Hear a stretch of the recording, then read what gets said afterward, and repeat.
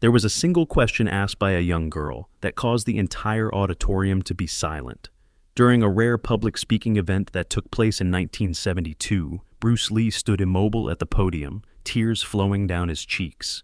This youngster, who was dressed in a bright red dress, challenged everything that Bruce Lee believed he understood about faith, loss, and what actually counts in the end. The sound of tires screeching and glass smashing continued to terrify Sophie Miller, who was 7 years old at the time, 3 months after the accident that took the lives of her parents. She had nightmares almost every night, and when she woke up, she was tangled up in sweaty sheets, breathing heavily, and reaching out for her parents. But they never responded to her calls that she made. "Sophie, breakfast is ready," Uncle Mark called from the kitchen, attempting to sound upbeat, but she could tell that he was trying more harder than he should have been. While sitting up in bed, Sophie clenched her worn Bible, which was her mother's Bible, tightly to her chest. Similar to how her recollections of her parents' features were beginning to become less distinct around the edges, the gold lettering that was on the cover of the book had started to fade. She was more horrified by this than she was by the dreams. The response she gave was, "Coming," but she did not make any attempt to stand up. It was the newspaper clipping that Uncle Mark had left on her nightstand the previous evening that caught her attention. Bruce Lee, a prominent figure in the martial arts, was scheduled to deliver a speech at a fundraiser for orphan children that was held at St. Elizabeth's Community Hall. Unknown Uncle Mark made his appearance in the doorway while using a dish towel to wipe his hands. Sophie seemed to be fixated on the newspaper cutting for a little period of time, and she traced the image of Bruce Lee with her little finger. Her question was posed in a low voice. Why is he coming to help orphans? Sitting on the edge of her bed was her Uncle Mark. Sophie, because he is concerned. Some people are able to empathize with those who have suffered a loss and want to assist others in overcoming it. It was Sophie's Bible that caught her attention. Taking a cautious approach, he stated, "I believe that we ought to go to that event tonight. I remember that your mother was a huge fan of his films. Do you recall how she occasionally attempted to imitate his moves?" Sophie appeared to have a sliver of a smile on her face. The fact that her mother had been so captivated by Bruce Lee was evidenced by the fact that she frequently attempted to imitate his famed one-inch punch in their living room, much to the fascination of her father. The memory felt comforting and terrible at the same time. Do I have to talk to people? With her fingertips touching the weathered spine of the Bible, Sophie posed the question. Not if you don't want to. That was the promise made by Uncle Mark. In the back, we are able to sit. In the event that it becomes too much, we will leave immediately. Sophie gently nodded her head. Re-engaging with the world was something that she was urged to do by the grief counselor she had been attending. It's possible that this was the beginning. Is it okay if I wear my red dress, that one that my mother got me for my birthday? The look of relief spread across Uncle Mark's face. Of course you can, kiddo. It turned out that neither of them had imagined the community hall to be as full as it actually was. Fans of Bruce Lee, people who support charitable causes, and members of the community who were intrigued crowded the ornate venue to almost its maximum capacity. As they made their way through the crowd, Uncle Mark secured a firm grip on Sophie's hand. They were finally able to locate seats toward the back, just as he had promised previously. "We're in luck," he murmured to Sophie in a tender tone. "Quick escape route if needed."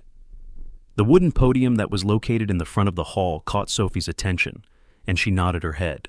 The person who was in charge of organizing the event, Mrs. Tanaka, came up to greet everyone. She discussed the charity, children who had lost their parents, and the importance of having a strong will. Sophie ignored the majority of it, since she had been exposed to similar platitudes from adults who were well-meaning for several months. Mrs. Tanaka's introduction of Bruce Lee, on the other hand, caused Sophie to sit up straight in her chair.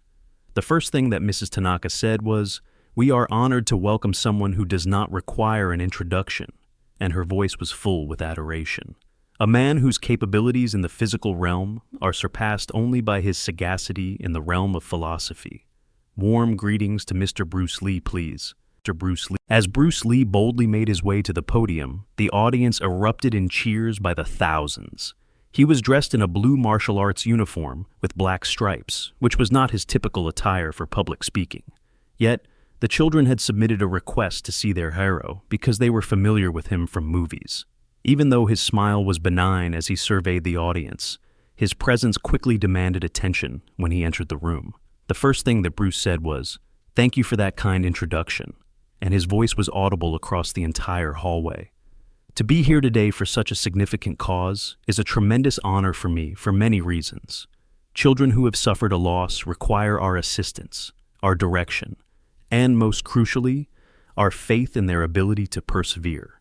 In a moment of unexpected alertness, Sophie leaned forward. This individual spoke in a manner that was distinct from that of the counselors and neighbors who had been there in her life ever since the accident to offer their support. He didn't adopt the characteristically melancholy tone that grown-ups reserve for children whom they felt sorry for. Bruce continued by divulging tales about the difficulties he had encountered during his youth and the ways in which martial arts had taught him to channel his feelings. The hardest fights, according to him, are not the ones against opponents, but the ones against our own fears. While he was talking about how one might achieve inner peace via the application of focused practice, Sophie experienced a peculiar sensation in her chest. An encumbrance that had been present ever since the accident appeared to become significantly less prominent. Her fingertips traced the familiar pattern of the Bible's cover as she slid her hand to the Bible that was sitting on her lap. The memory of her mother reading to her from this identical Bible on the Sunday before the disaster came to the surface. One of her mother's statements was, "God cares especially for children," and she referred to a chapter in the Bible that described Jesus welcoming children. On the other hand, if such were the case. In the instant that Sophie was beginning to question her own judgment, her hands sprang up into the air. Uncle Mark did not have enough time to intervene in the situation, because the movement was so abrupt. In the middle of his sentence, Bruce paused, taken aback by the small hand that was raised with determination in the back row. At formal events, public people frequently ignored the questions that were asked by children. The majority of prominent figures, however, were not like Bruce Lee. "Yes, the little girl in red at the back," he added, describing Sophie in a manner that was very specific. As everyone in the crowd turned their heads to gaze at the young child, who was now standing on her chair, murmuring spread throughout the room. An expression of discomfort appeared on Uncle Mark's face. Urgently, he said, "Sophie, sit down," while he tugged at her red dress. Mr. Lee is in the middle of his speech. However, Sophie did not move from her position and continued to hold her Bible with both hands. Despite the fact that she was only 7 years old, she addressed a famous person in front of an audience of adults with a voice that was surprisingly solid. "I have an important question," she stated. Bruce Lee wore a kind smile. "Important questions deserve to be heard," he stated to reporters. "Please come to the front so I can hear you better." Even before Uncle Mark could raise his objections, Sophie had already begun walking down the aisle, her patent leather shoes producing a clicking sound against the wooden floor. When this tiny individual dressed in a brilliant red outfit approached one of the most famous martial artists in the world, the audience stared in startled stillness as the figure neared. Possibly in an effort to prevent the youngster from escaping, Mrs. Tanaka pushed forward. However, Bruce made a motion for her to take a step back. There was something about the girl's walk that sent the message that this time was significant, and it was the manner that she held that Bible. Bruce made a respectful gesture towards Sophie by kneeling down to meet her at eye level as she reached the podium. This is a gesture that is rarely shown by adults to children. "What's your name?" he inquired in a soft voice. She responded in a precise manner, "Sophie Miller," with her voice now being amplified by the microphone. In spite of the fact that there were a few giggles that spread throughout the audience, Bruce kept his solemn demeanor.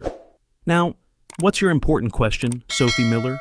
An inhalation of air was taken by Sophie as she gazed intently into the eyes of Bruce Lee. "Both of my parents passed away in February," she recounted. "Adults keep telling me God took them to heaven because he needed them more than I do." There was a complete and utter lack of sound in the hall. When Uncle Mark became aware that everyone's attention had turned from him to his niece, he shifted in his seat in an unaccustomed manner. Continuing, Sophie said, "However, the Bible that I have states that God is concerned about young children. So, my question is," she hesitated, her small fingers clenching around her Bible, "how can God be good if he takes away parents from children who are in need of them?" The directness of the inquiry lingered heavily in the atmosphere. There were some members of the audience who looked down awkwardly, while others watched Bruce carefully, eager about how the martial arts hero would respond to such a serious theological inquiry from a child. For a brief period of time, Bruce remained silent as he gave serious consideration to her inquiry. The tone of his voice was soft but solemn when he eventually managed to speak. To put it simply, Sophie, that is not merely an important question. To put it simply, that is possibly the most significant question that anyone could ask. A quick check along the corridor was followed by a return to the young girl. May I see your Bible for a moment? After a moment of hesitation, Sophie handed it over. Bruce handled the tattered book with great care, noting the rainbow bookmark and the pages that were obviously filled with pages that had been read numerous times. Before handing it back to her, he made the observation, "Your Bible appears to have been well loved," and he handled it with respect. "You should know, Sophie, that I do not assert that I am an authority on God. Throughout my life, I have studied a wide variety of ideas. Nonetheless, I continue to learn new things every day, just like you." Bruce made a modest adjustment to his position, so that his response could be heard by everyone. "However, I feel that this is the case, and you are free to decide whether or not it makes sense to you. If there is a God, then He is within us, and He is right here." Before moving on to Sophie's shoulder, he tenderly touched his own heart. "You don't pray to God to have goods bestowed upon you. Rather than relying on yourself, you rely on God for your inner theme, which includes your strength, your love, and your courage." A frown formed on Sophie's face. "What's an inner theme?" Bruce wore a grin. "It is similar to the unique music that plays inside of you, and it is this music that shapes who you are. Your parents were involved in the composition of that music, and it will continue even after they are gone. It is still playing inside of you, and it will continue to do so forever." After that, he continued, his tone becoming increasingly fervent. "According to Sophie, I do not think that God takes people. In the same way that rivers flow into the ocean, life and death are inherent to the natural world. For those who are observing the river from the shore, the voyage of the river can sometimes come to an abrupt halt. Nevertheless, the river itself is a part of something much larger." The young woman's expression was serious as she contemplated this. "This river that belonged to my parents had to come to an end. It is not justice." According to Bruce, "No," he agreed, stunning some people with his honesty. "It's not appropriate, and it is quite acceptable to feel anger about that, even at God." It was his Bible that he was pointing to. "A vast number of the most important people in your Bible experience moments of anger toward God. You are asking challenging questions, just like they are asking you, and that is not an act of disrespect. Rather, it is sincere." While Bruce was speaking these things, Sophie recalled a story that her mother had heard about a guy named Job who had lost everything and questioned the justice of God. It was brought to her attention by her mother that God did not punish Job for his inquiries. In its place, he responded to him. This recollection brought Sophie both solace and new tears at the same time. "Do you cry sometimes, Mr. Lee?" Her voice was slightly trembling when she asked the question unexpectedly. There was a sense that the question took Bruce by surprise. His expression became noticeably more kind. "I concur, Sophie. I shed tears." "Even though you're so strong," Bruce responded, "especially because I'm strong," and he was right. True strength is not about concealing sentiments. Rather, it is about experiencing them to their fullest extent, while refusing to allow them to govern you. The same as water in a cup. Feelings take the form of the container in which they are contained, but you are the cup, not the water themselves, not the water. Sophie's eyes first started to flood up with tears. "I've been trying to be strong, like my mom wanted," she stated in response. The phrase, "big girls don't cry," but there are moments when I just can't help myself. Bruce's own eyes glistened in a manner that shocked him. "I am certain that your mother was correct in a great number of matters. On the other hand, I wish to politely disagree with you. Sophie, crying does not indicate that you are weak. Rather, it indicates that your heart is open." As he approached Sophie, Bruce Lee took a step forward and wrapped his arms around her. The spectators were awed into silence as they observed the legendary martial arts practitioner tenderly embrace the child who was in mourning. Sophie mumbled, "I miss them so much," despite the fact that the microphone still managed to pick up her remarks. "I know," Bruce responded, his voice ripe with the intensity of his feelings, "and that missing is a form of love that never goes away." At that very moment, Bruce reflected on his own personal losses, including friends who had passed away at an untimely age, and mentors who had passed away. When he thought about his own children, he reflected on how valuable the time they spent together was. Without intending to do so, this little girl had accidentally touched on something that was universal. something that connected all of the people in that auditorium, regardless of their views or their histories. Following the conclusion of their time together, Bruce cleared his throat, making no attempt to conceal the emotional reaction he was experiencing. "You know, Sophie, you've taught me something important today." "I have?" While she was wiping away her own tears with the back of her hand, Sophie appeared to be surprised. "It is true. It has been brought to my attention that the most genuine strength is derived from being vulnerable. When I teach my kids, I teach them to be like water, which means that they can adapt to any circumstance. However, water is also trustworthy. It might be calm and relaxed, like a placid lake, or it can be tumultuous and smashing like a wave. Rather than pretending to be something that it is not, it is not." Taking a peek around, Bruce noticed that many of the others in the crowd were also wiping away tears. "I arrived here this evening with the expectation that I would be the instructor.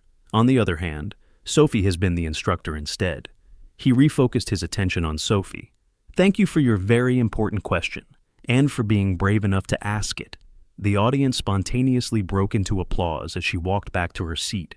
This time, the applause was not for Bruce Lee, but rather for the little girl in the red dress who had asked the question that everyone thought about, but very few had the guts to speak. In the waiting room, Uncle Mark was seen with tears in his eyes. Sophie said, "I'm sorry if I embarrassed you," as she slipped back into her seat. "I'm sorry, and I apologize." In response, he muttered, "You did not embarrass me," while drawing her closer to him. "You made me proud." Following his return to his prepared words, Bruce found that the atmosphere of the evening had undergone a significant shift. He shared his own experiences with loss and how martial arts had helped him channel his sadness into purpose. He spoke more emotionally than he had first expected to, and he shared his experiences from his own life. After the conclusion of the lecture, a number of people in the audience went up to Bruce to express their gratitude. On the other hand, he made it a priority to locate Sophie before he left. "Your niece is remarkable," he mentioned to Uncle Mark, who appeared to be both proud and slightly embarrassed by the statement. Mark acknowledged, "She has always been straightforward.